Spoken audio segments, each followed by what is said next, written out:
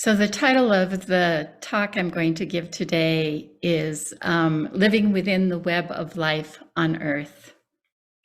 I've always been taken with the line in the opening verse that Cynthia transmitted, which says, living within the web of life on Earth, we dedicate ourselves to embodying awakened awareness on the path of healing in service to all beings. After reading a couple of disconcerting news articles at the time of the April full moon, I began to inquire into the role our grief plays in awakened awareness on the path of healing. One of the articles I read was about the coral bleaching that is taking place and the loss of provisions the coral reefs give to our web of life. And the other article that hit really hard for me was about the H5N1, the avian flu virus, which has caused the death of tens of thousands of marine mammals, leaving corpses of sea lions and elephant seals strewn all along the beaches of Argentina. And this article didn't mention the number of birds that had died from the virus. And after reading these, I awoke in the middle of the night, knowing that a huge grief rested beneath the surface of my heart, and I just couldn't access it. But some words came to me from Elizabeth Kubler-Ross, who did all the work on death and dying. And she was somebody I liked to study earlier in my life. And I remembered this phrase that she would say, that people must heal to live, and we also heal to die. And that always just triggered something in me to think about. And modern humans tend to associate healing with saving life from death. And we don't usually consider healing as moving into death. And throughout Earth time, every civilization has had a beginning and an end. And mass extinction has already happened 5 times that people have become aware of. And the one underway now is the 6th extinction. And many species are leaving every day.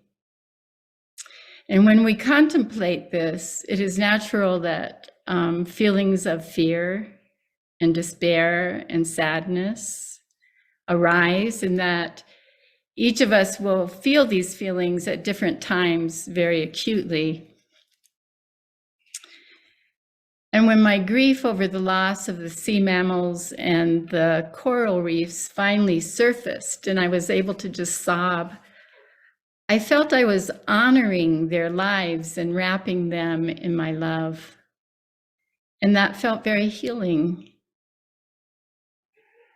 And so, with strong evidence that the web of life is breaking down right now, I have to ask, what forms of healing are we meant to embody on this path of awakened awareness in service to all beings, those that are living and those that are dying? What resources can we access through our precious human form to apply to these times?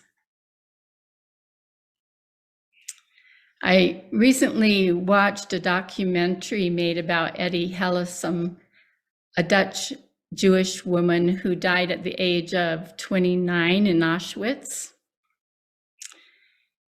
She had been living in Amsterdam, and she was first taken to a concentration camp called Westerbork. And when her family and friends were being loaded onto the train, she went singing. While at Westerbork, she continued to search inside herself for resources to live fully to the end and raise the well-being of those around her. She wrote in her journal, "May I be the thinking heart of my barracks."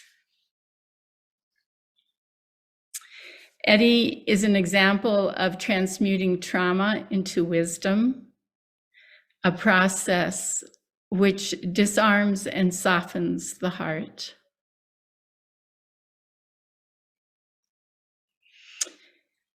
An astrologer, Pam Gregory, says that the theme for May is endings and new beginnings. And may we use this astrology to gain skill in transversing endings and beginnings with love and with wisdom. May we become the thinking hearts of this time.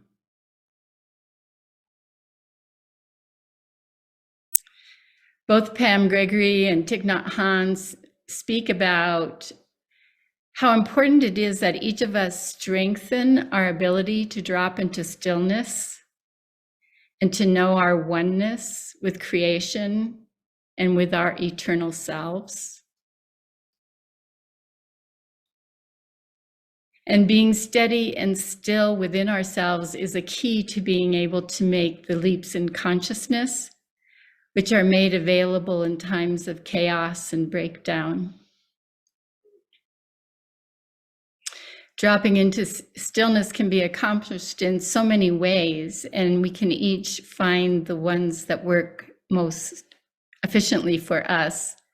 We can do it through singing, through focusing on the beauty of a flower, saying a mantra, breathing mindfully, watching the sun glint off the feathers of flying birds. Quieting our minds allows us to hear Gaia's voice and commune with her. And I'm going to end with some words that I adapted from Joshua Shree's podcast on clouds and cosmic law. Steady and still within ourselves, we touch patterns inherent within creation. Clouds gather, clouds disperse. Trickles of water merge, streams flow toward the sea. Sun rises, sun sets. We breathe in and we breathe out. Steady and still, we remember the laws of the universe, the cosmic principles through which the divine, the human, and nature are all connected. One dynamic movement in harmony and balance. Tangible cycles reveal patterns through which creation self-organizes, bending outward from source into definitive harmonic structures, ley lines along which it vibrates, mandalas of cause and effect along which it hums. The goddess is this geometry of creation. Steady and still within ourselves, we come to know her.